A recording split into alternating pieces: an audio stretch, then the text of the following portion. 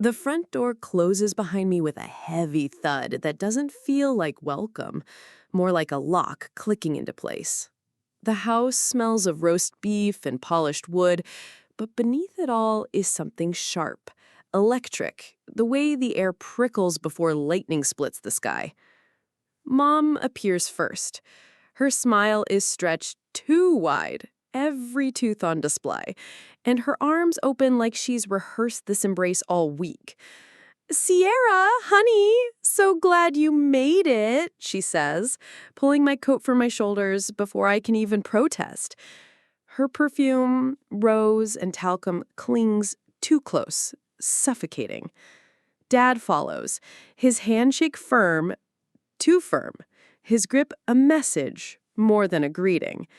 His eyes flick once toward the dining room. He doesn't say welcome home. He doesn't need to. And then Autumn. My sister bounces in the hallway like she's charged with static, eyes darting between Mom and Dad, her lips pressed together as if trying not to burst with laughter. The gleam in her eyes is familiar, the same one I used to see before she pranked me as a kid. Except this time, it's sharper, more dangerous. "Dinner's ready," Mom chirps, her hand firm against the small of my back. She steers me like I'm a guest in my own childhood home. The dining room is a stage set. China that usually sleeps behind glass cabinets gleams under the chandelier.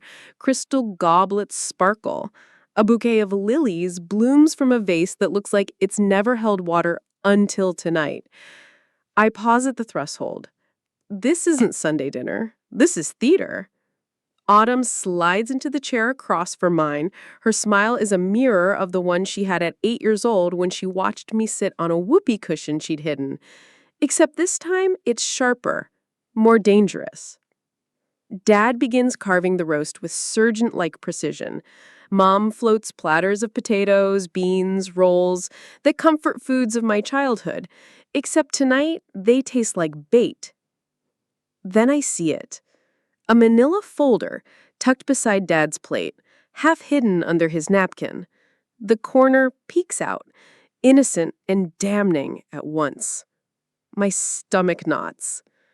"How's the clinic?" Mom asks, her voice just a little too bright. "Still working those crazy hours?" "It's good. Business is good." I keep my words clipped, my eyes on the folder. "We've increased our patient load by 20% this quarter." Autumn snorts softly. "All those patients, but such a tiny waiting room. Someone should really upgrade your office management." The words land like puzzle pieces snapping into place. The careful smiles, the folder, the choreographed dinner. This is no family meal. It's an ambush. Dad clears his throat, sets his fork down with a deliberate clink. "Sierra, we've been thinking about the future of your clinic." I freeze mid-bite. Mashed potatoes turn to chalk in my mouth. Mom jumps in seamlessly, her tone rehearsed. "Family businesses need family management, dear. Your father and I have been discussing how to keep healing hands in the family long term." I place my fork down slowly, my pulse drums in my ears. "It's not a family business. I built it myself." Dad's jaw tightens. He gestures toward the folder with a flick of his hand. "With our support," he says firmly. "And now Autumn has an excellent proposal that will benefit everyone." Autumn straightens, her face lit with pride. She's been waiting for this moment. "I've worked up a business plan to become your practice manager. I'd handle all the boring paperwork while you focus on patients." She leans forward, eyes shining. "I'm only asking for a 25% profit share, which is really reasonable considering all the growth I'll bring." Her words rattle through me like cold water. A profit share?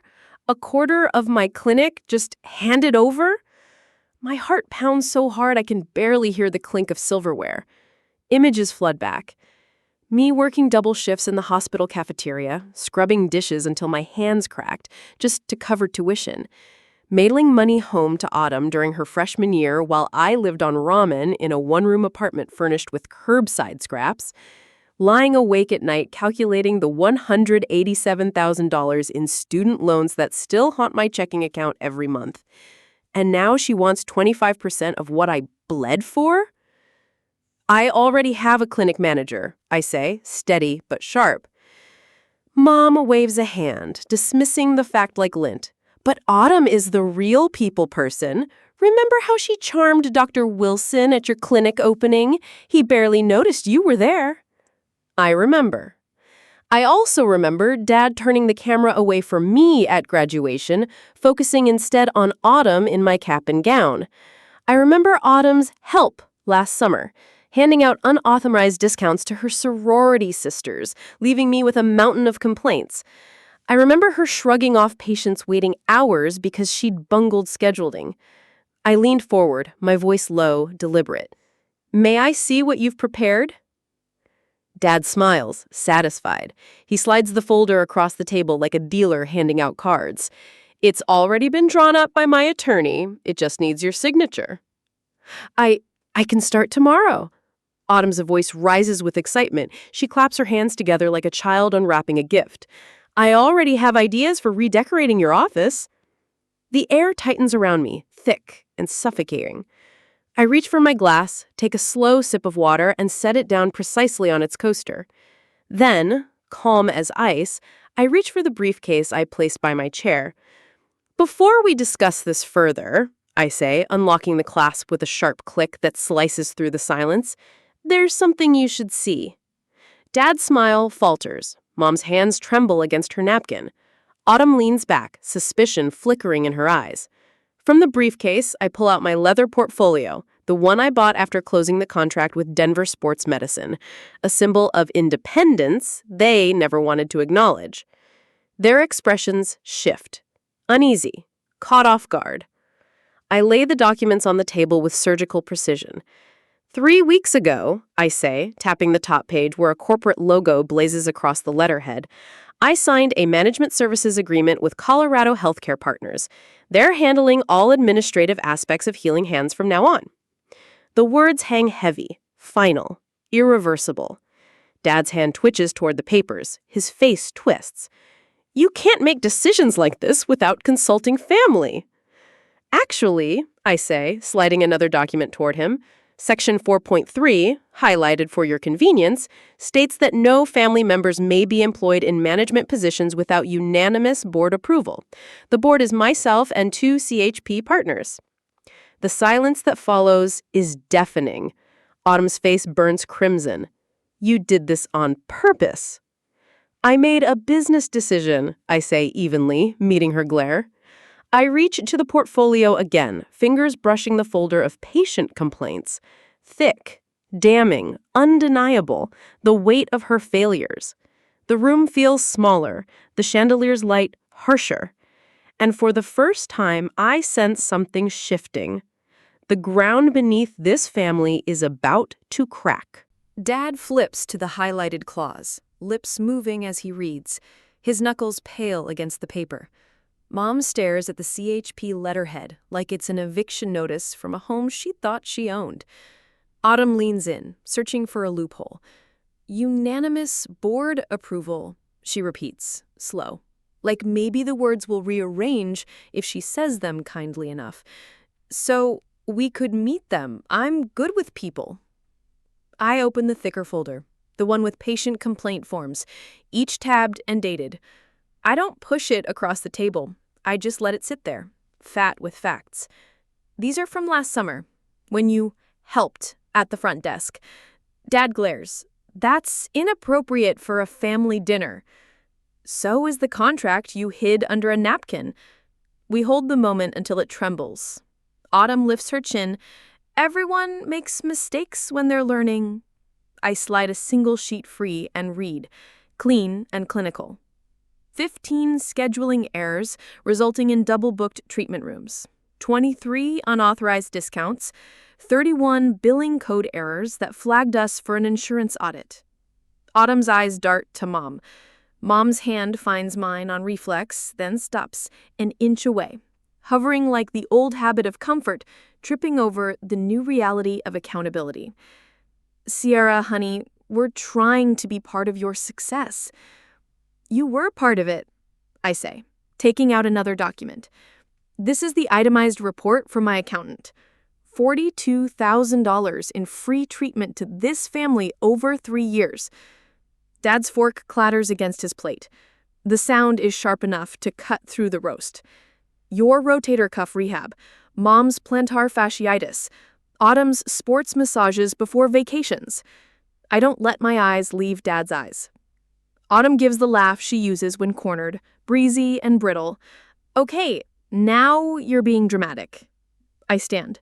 The chair legs scrape the floor, a rough, honest sound in a room built for polite lies. From this height, the table looks smaller. The centerpiece, ridiculous.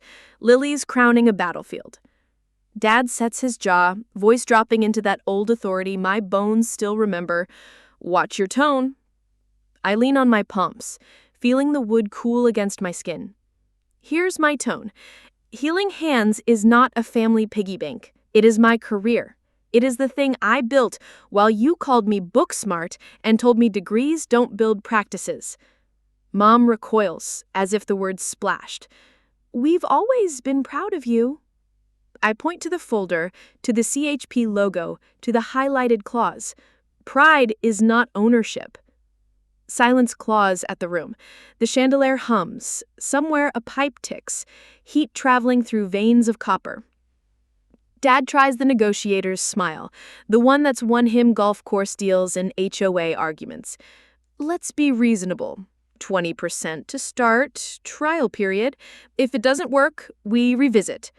Autumn's smile snaps back on, varnished. "It'll work. It'll be fun to finally work together." I close the portfolio with a soft, decisive snap. My heart is beating so hard that the sound seems to echo. I won't discuss terms. There are no terms. Dad blinks. For a second, I see confusion stab through his certainty. He spent decades in a world where his word rearranged the air. This air won't move for him. "You've changed," he says, finally, reaching for the old storyline. "Success has made you cold." "No." I straighten, roll my shoulders back until the weight of the past slides off like a coat I forgot was too heavy. "Success made me visible. You don't know what to do with a daughter you can't ignore." Autumn surges to her feet so fast her chair squeals. "You act like we never did anything for you," she spits. "Who held your banner at your clinic opening? Who introduced you to Dr. Wilson?" Mom flinches at the name. I don't. "You wrapped your arm around my shoulders for a photo," I say, calm now, almost gentle. "That was a pose, not support. Dr. Wilson barely noticed me because you talked over my introduction." Autumn's mouth opens, then closes. Behind her, the lilies lean, petals already browning at the edges. My phone buzzes against the table. A text slides up the screen. "Ellie, my clinic manager. We're all here if you need anything." 2 dots, then another line. "Proud of you." Heat rises behind my eyes. Not tears. Ignition. I reach for my coat. "Starting next month," I say, slipping it on with steady hands, "family treatments will be billed at standard rates. Our charity program is for patients who can't afford care, not for people who prefer not to pay." Mom gasps. Dad curses, low and reflexive. Autumn lets out a theatrical, scoffing laugh that sounds suddenly small. I lift my briefcase. It feels lighter than it did when I walked in. The doorframe cools my palm. Behind me, Dad tries one last tactic, a relic. "Blood is thicker than water." I pause, turn just enough to let the chandelier light catch my face. "And boundaries," I say, "are thicker than guilt." I leave. The evening air hits like a baptism. Crisp, honest, unperfumed. The porch boards flex the way muscle does when it's working. I breathe until my lungs stop shaking. Another text. "Lockup is done. Staff stuck around. Pizza's on me. Ellie." I type, "Thank you." Then send the policy update in the morning. Family billing, clinic boundary memo. A beat. Already drafted. A second beat. We've got you. The street is quiet. Somewhere a dog barks. The sky over Denver is a bruised purple. a color I know from rehabilitation charts, the stage before healing. At home, I set the briefcase on my kitchen counter and wash my hands like I do between patients. Warm water, soap, rinse. The ritual brings me back to center, back to rooms where effort equals outcome, where respect is earned and given. The apartment is still the way I keep it. Secondhand desk, couch with a stubborn ghost of someone else's cologne, a coffee table that wobbles like it's trying to remember its purpose. I love it anyway. It's honest about what it is. I pour tea and don't drink it. The steam vanishes by inches. In the silence, the past unspools. Not like a story I'm trapped inside, but like footage I get to stop and study. 12 years old. Tuesday in April. A card propped against my cereal bowl. So proud of you, with no gift inside. 2 weeks later, Autumn gets a teal bike with tassels and a basket. I take the pictures. Dad steadies her seat. Mom waves a hanky like she's sending off royalty. When I ask later if they remember my first bike, Mom smiles that soft, dismissive smile. You were a practical child, Sierra. You always wanted books. 18. Graduation day. Valedictorian. The speech happens without them. When they arrive 7 minutes late, Mom whispers about traffic and Autumn's recital. Afterward, Dad checks his watch. We should go. Big night for your sister. I fold my honors cords into a bag and taste metal. 24. Physical therapy school. The hooding ceremony. Autumn takes my mortar board to make Dad laugh in pictures. Book smarts don't build practices, he tells me afterward, handing the cap back without looking me in the eye. I nod like I agree and go home to study until my vision doubles. 28. The bank. The loan officer says no again. No collateral, no cosigner.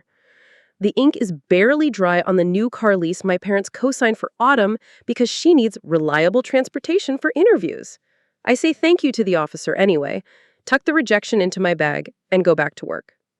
That night, I sleep on a treatment table, a paper blanket rustling each time I breathe. The present returns like a window opening.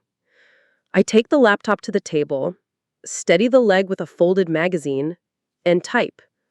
The subject line is simple. Family boundaries, effective immediately. The email is shorter than the storm that birthed it. No family employment or management input. All family treatments billed at standard rates. External communications about the clinic go through my team. I add one more sentence because I have learned to be explicit. Our personal relationship is separate from my professional life. I save it to drafts, not because I'm hesitating, but because I want to sleep on clarity, not adrenaline. My phone lights up again. A social media notification I didn't ask for. I tap it anyway. There's my mother's Facebook post from 20 minutes earlier. A photo from my clinic's opening day. Her arm around me, her smile bright. So proud of my daughter's vision with healing hands. Family business. Hashtag proud mama, hashtag family first. I stare at the words until what they mean and what they say sit side by side, refusing to blend. My thumb hovers, then moves. I don't comment. I don't call. I forward the screenshot to Elliot with a single line. Add to comms log. Logged, she replies. You still on for 8 a.m. with CHP? Yes. We'll bring donuts. I'll bring the board claws. I'm smiling when I close the laptop. Not out of triumph, out of relief. The kind that arrives when a bone finally sets. I stand at the window. The city hums. Somewhere in the distance, a siren wails and fades. I touch the glass, cool as the clinic tiles in the morning before patients arrive, before stories spill, before muscles relearn their faith in themselves. My phone buzzes a last time, a text from a number I know by heart. Miss you, big sis. Can we talk? Just us? Autumn. I let the screen go dark in my hand, then type, not about the clinic. If you want to talk about us, yes. 3 dots, then nothing. Then, okay. I set the phone down, finally drink the cold tea, and turn off the lights. In the dark, the boundaries glow like runway lines. When I sleep, I don't dream of doors closing. I dream of rooms with windows, sunlight warming the equipment, patients standing without pain, the whir of treadmills like distant applause. In the morning, I'll send the email. In the afternoon, I'll treat a retired teacher who calls me doctor and means healer. I'll stand in a room I built and watch someone believe in their body again. And when my parents say blood, I'll say work. When they say family, I'll say respect. When they say ours, I'll say, finally and without apology, mine. 2 weeks later, the invitation arrives in 3 forms at once. A Facebook message from Mom, all exclamation points and smile emojis. A formal letter from Dad's attorney suggesting family mediation. And a handwritten note slipped under my clinic office door during lunch break. The handwriting is unmistakable. My mother's cursive. Flawless, practiced. We just want to heal old wounds, Sierra. Come home for dinner. Let's talk. I fold the note carefully, add it to the growing file of family communications, and slide it into my desk drawer. The folder is thick now. Too thick. Carol, my clinic manager, lingers in the doorway holding 2 cups of coffee. Another one? She asks. I nod. This one came with perfume. She winces. That's weaponized. We laugh, but it dies quickly, because we both know they're escalating. The breaking point comes at Cornerstone Cafe, a neutral territory I choose on purpose. No china, no chandeliers, just clatter, steam, and the comfort of anonymity. I arrive 20 minutes early, portfolio on the table, black coffee in hand. The leather cover rests heavy under my palm. Inside, every text, every screenshot, every invoice. My armor. Through the window, I see them cross the parking lot. Cream and tan outfits coordinated like a campaign poster. Dad walks first, jaw set. Mom fusses with her pearl necklace. Autumn follows, her stride brisk, but her eyes flicking nervously at me through the glass. The bell above the door chimes. For a moment, the cafe goes quiet in my head, even as plates clatter and the espresso machine hisses. Mom leans down to hug me. I stay seated, forcing her into an awkward shoulder pat. Dad takes the chair opposite me, claiming the head of a table that doesn't have one. Autumn sits beside him, perfume overwhelming the smell of roasted beans. They order muffins and lattes. I order nothing more. Dad leans in, forearms on the table, voice low, commanding. Blood is thicker than water, Sierra. Family stands together, especially in business. I let the words settle. Then I tap the portfolio. This isn't a family business. It never was. Mom tries sweetness. We've always been proud of you, darling, always. We tell everyone about our brilliant daughter, the doctor. Doctor of physical therapy, Autumn adds quickly, as if accuracy earns her credibility. Then she slides her tablet from her purse, eyes gleaming.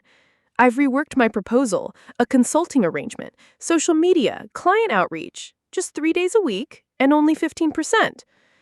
I sip my coffee, letting the bitterness hold me steady. Before we talk proposals, let's clear something up. I open the portfolio. Pages fan across the table like cards in a rigged game. The Hendersons asked me last week when my family joined the clinic partnership. They congratulated me on our family business. Mom's face drains of color. I slide screenshots across the table. Her Facebook post declaring Healing Hands a family enterprise. Dad's text to business acquaintances. Autumn's comments on social media about our clinic. You've been telling the community you're owners, I say, each word clipped, surgical. You've been selling a story that isn't yours. Dad's face flushes. That's just pride. Everyone does it. Is it? I slide the next page. Dr. Reynolds' email, politely puzzled about why my father contacted him about partnership opportunities. The silence after that is sharp. Even Autumn can't find words. You've been watching us, she says finally, her tone more accusation than denial. I've been paying attention. The same way I did when you gave sorority sisters free treatments, the same way I did when you stuffed unprocessed insurance forms in drawers. Dad tries again, reaching for authority. We're getting sidetracked. We're here to discuss Autumn's role. There will be no role. Not for Autumn, not for either of you. Mom gasps. Her hand goes to her throat. The familiar gesture. The stage prop she's perfected for decades. After everything we've done for you? Everything you've done? I cut her off, sliding another document into the light. Here's the list of free treatments I've provided this family. Market value, $42,000. Here's the list of loans I gave Autumn when I could barely cover rent. $16,450. Still unpaid. Autumn's face twists. You said those were gifts. I said we'd figure it out later. My gaze pins hers. It's later. The color drains from Dad's face. You can't possibly expect repayment. I don't let him finish. After you skipped my hooding ceremony for Autumn's fundraiser, after you told Dr. Wilson I was just playing at business until I found a husband, after you reduced my clinic opening to a photo op for Autumn, tell me, Dad, when did I ever get support without strings? The cafe noise swells around us, clinking cups, hissing milk frothers, murmured conversations. But at our table, silence reigns, broken only by the tight sound of my own breath. I flatten my palms against the table. Here are my terms. My business decisions are mine alone. Family treatments are billed at standard rates. You stop presenting yourselves as partners in my clinic. Mom's tears spill. Real this time, I think, not the practiced ones. We're family. You can't mean this. Family respects boundaries. Family celebrates without trying to claim. Family shows up. Dad leans back, fury warring with shame. This is absurd. We never thought you'd actually succeed on your own. We were just trying to help secure your future. The words land heavier than any contract. They never believed, not once. Autumn's composure cracks, envy spilling raw and jagged. It's not fair. You get everything, respect, title, business. What about me? I'm stuck in a cubicle while you play hero. I stand. The legs of my chair screech against tile. I close the portfolio with a decisive snap. I build everything I have while carrying this family's weight. I'm done being invisible. I leave exact change for the coffee on the table, pick up the briefcase, and walk away. Behind me, I hear Mom's sobs, Dad's angry whisper, Autumn's sharp inhale. But I don't look back. For the first time in my life, I don't check if they're following. I walk into the sunlight, taller than when I arrived. The clinic hums with life in a way it never used to. Phones ring, laughter bursts from treatment rooms, and the smell of coffee drifts from the break corner where Ellie keeps a steady supply for the staff. Through the glass wall of my office, I watch Meredith guiding Mrs. Hoffman through post-stroke exercises. Meredith kneels beside her patient and steady, counting softly while Mrs. Hoffman lifts her trembling arm higher than last week. I feel a swell of pride, not in myself, but in what we've built. The office itself is modest. My desk is secondhand, the chair simple. Every spare dollar has gone into new treadmills, better braces, upgraded therapy bands. My staff deserves the best tools. I can make do with a table that wobbles slightly when I lean too hard. On my wall hangs the original Healing Hands sign, salvaged when we expanded from 3 treatment rooms to 15. From me alone to a staff of 15 therapists. From invisible to undeniable. The numbers back it up. 2 months out, we're already fully booked. New referrals come in every day. And still, I've set aside 15% of our caseload for pro bono patients, people who could never afford therapy otherwise. Last year, that would have terrified me. Now, it feels like purpose. The texts from Mom keep coming. "We miss you, honey. Your father doesn't mean to sound harsh. Autumn is struggling at her new job. Could you reach out?" I read them, file them, and don't answer. Not yet. Dad has shifted tactics. He tried calling my accountant last week. Denise shut him down with a polite threat of harassment charges. His attorney sent another letter, all formal, suggesting mediation. I didn't respond. And Autumn? She showed up at the clinic during our busiest hour, folder in hand, insisting she had marketing strategies to discuss. Mark, my front desk manager, followed protocol perfectly. He offered her a seat, called me, and when I said I was with a patient, he let her wait. She lasted 12 minutes before storming out. My team protects me. That's new, and it still feels miraculous. Friday mornings, we gather in the conference room for staff meetings. We go around the table, each person sharing one challenge and one victory from the week. Even the cleaning crew joins in. Every voice matters. Carlos, my lead therapist, talks about a young athlete recovering from knee surgery. She pushed harder this week. You should have seen her face when she hit full extension. His grin is contagious. Ellie reports that Blue Shield processed our claims faster than ever, thanks to the meticulous protocols we've built. The same protocols that once kept me up nights cross-referencing codes until my eyes blurred. I glance around the table at my team. These people aren't just employees. They're proof that I wasn't crazy for believing in a different kind of clinic, one where staff stays late without complaint, orders pizza when things go wrong, and never once asks if Autumn might come back. That night, I unlock the drawer at home and spread the old rejection letters across the table. Bank after bank after bank.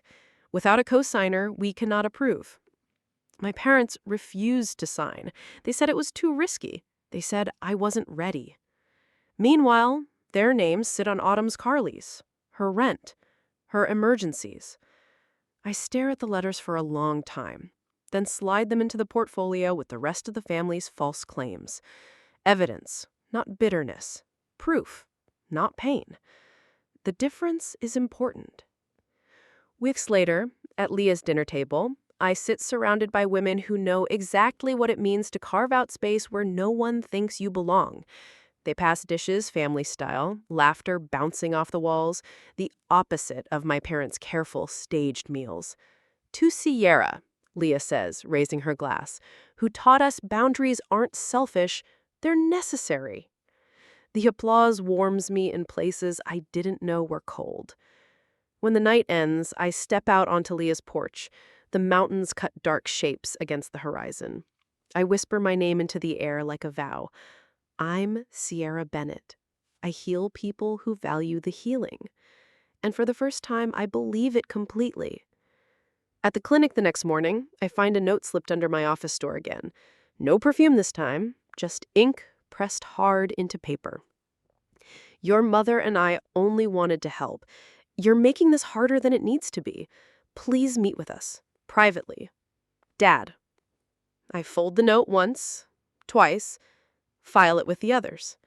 Then I lock the drawer. Because the truth is, it's not harder. It's finally easier. 1 year passes.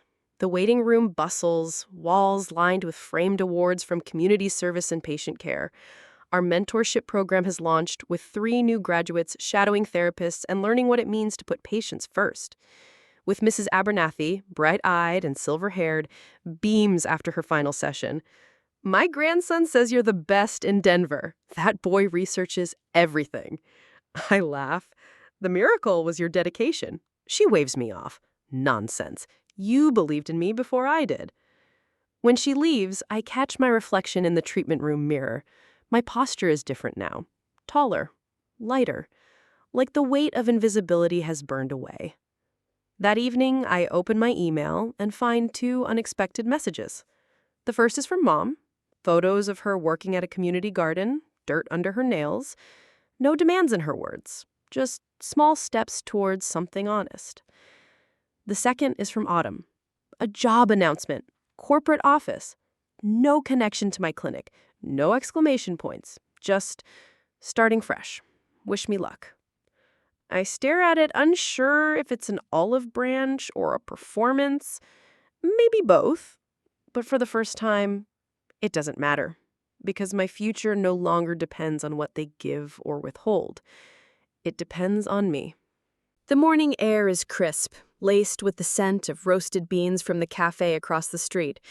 I arrive 20 minutes early, as always. Control is in preparation. Neutral territory again. Cornerstone Cafe. I choose a corner table, back to the wall, clear view of the door. My leather portfolio rests in front of me, heavy with records. Not for battle, for clarity. The barista smiles. Black coffee? I nod. She remembers. Routine steadies me. Steam curls from the ceramic mug when the bell over the door chimes. They enter together, a united front. Dad in a golf polo, jaw clenched. Mom in her pearls. Autumn trailing close, her perfume reaching me before her smile does. They've dressed in matching tones again. Cream, beige, tan. Like a family portrait, like armor. Mom leans in to hug me. I remain seated. She awkwardly pats my shoulder instead. Dad claims the chair across from me, the head of a table that doesn't have one. Mom settles beside him, Autumn to his right. The waitress hovers, scribbles their latte orders, retreats. The silence stretches, thick and expectant. Dad speaks first, the voice of command. Family stands together, Sierra. That's what this is about. I sip my coffee, let the bitterness coat my tongue. This isn't about family, it's about control. Mom's eyes glisten. We've always been proud of you, always. Everyone knows how brilliant you are. Autumn nods, quick to seize the cue. She slides a tablet from her bag. I've adjusted my proposal. 15%, consulting role, 3 days a week, just marketing. You won't even notice I'm there. Her voice is bright, eager. Behind it, desperation hums. I tap the portfolio. Before proposals, let's address the lies.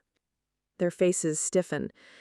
I slide out a stack of papers, screenshots, emails, Facebook posts, each one declaring our clinic, family business, partnership.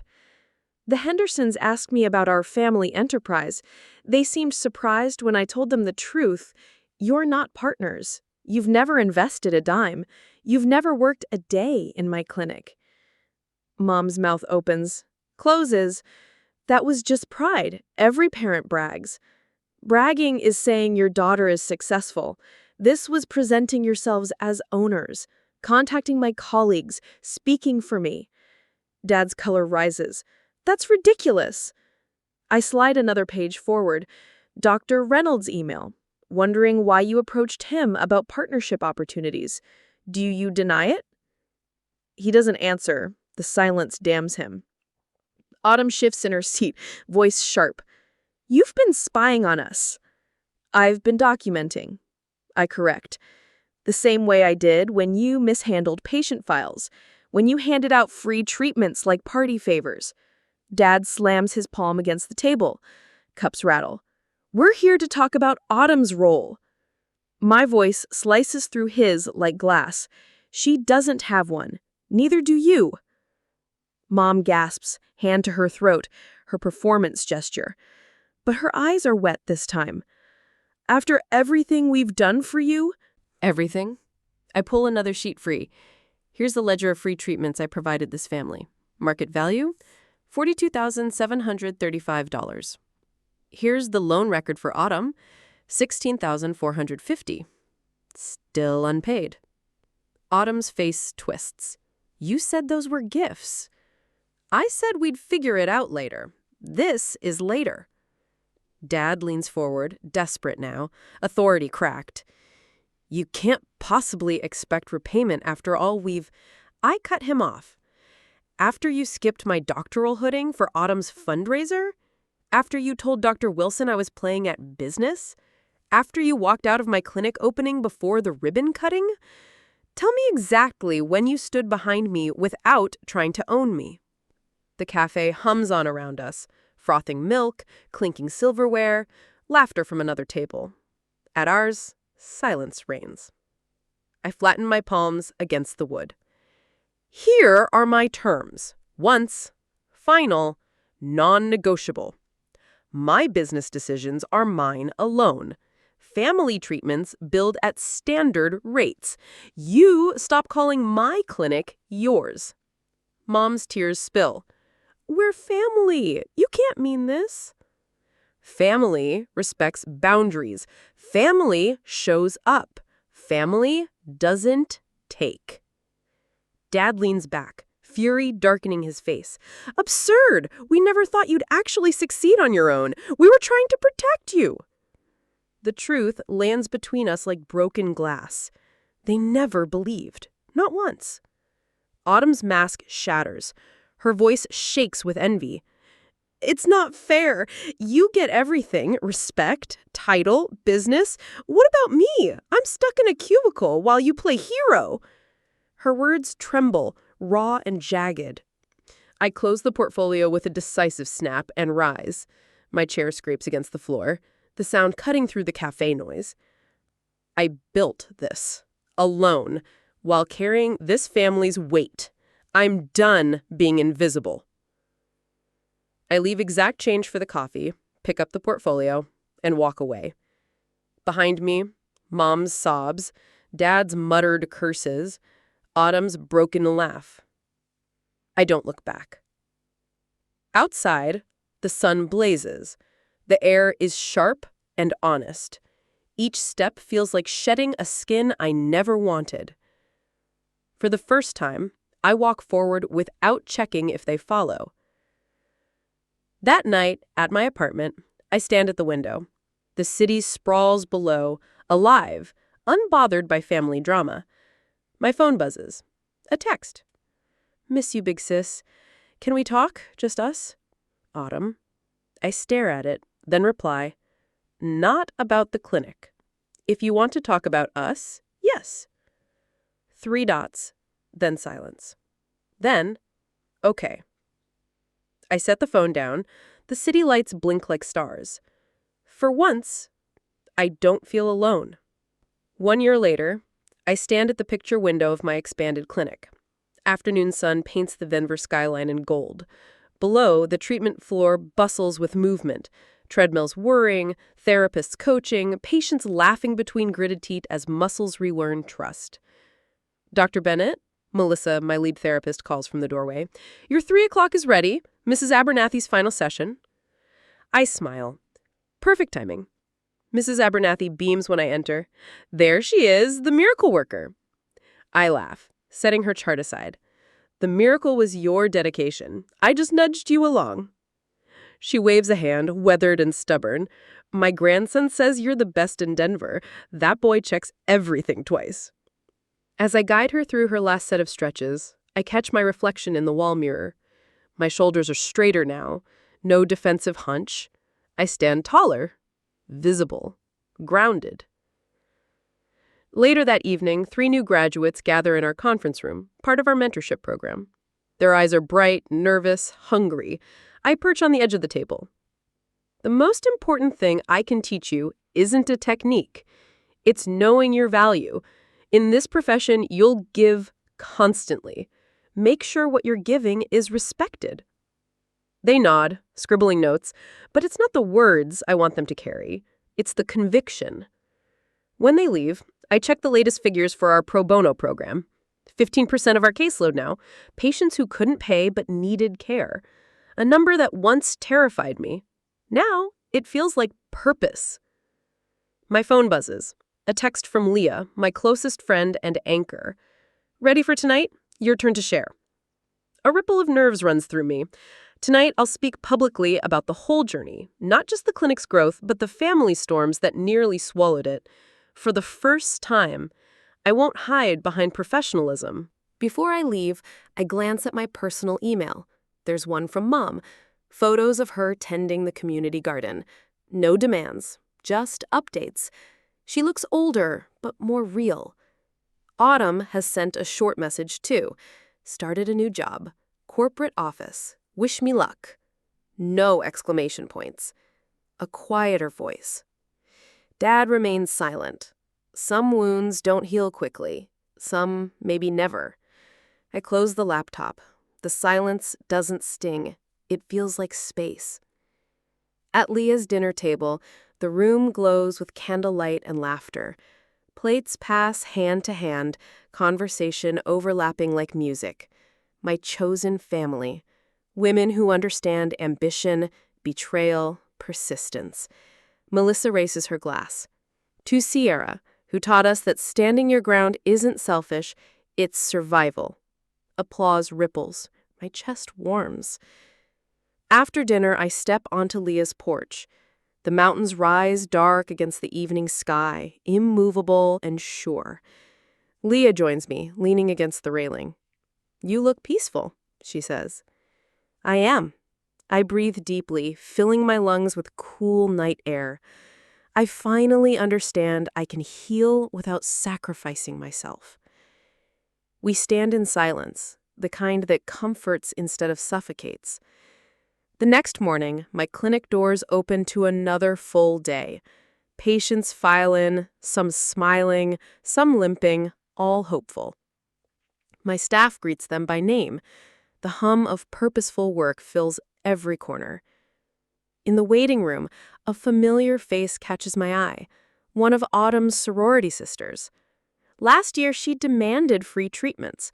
Today, she waits patiently, insurance card in hand, respect in her expression. The facade has crumbled. Truth stands in its place. Weeks later, I launched the Scholarship Fund for physical therapy students who come from backgrounds like mine, backgrounds of scarcity, invisibility, hunger. 2 students this semester, more in the years to come. Mom once called it wasteful charity. That's exactly why it matters. Some nights, I still dream of the treatment table I once slept on, exhaustion weighing more than blankets. But now when I wake, I'm not gasping. I'm grateful. That version of me carried the weight so this one could breathe. At the next dinner with Leah's Circle, someone toasts, "To healing hands and healing boundaries." I raise my glass, and this time I don't shrink from the praise. Outside, the mountains stand like guardians. I whisper to them, not as a plea, but as a declaration. I'm Sierra Bennett. I built this. I healed myself first. And now I heal those who see me. The night air answers in silence. Strong, steady, endless. And for the first time in my life, I don't feel invisible.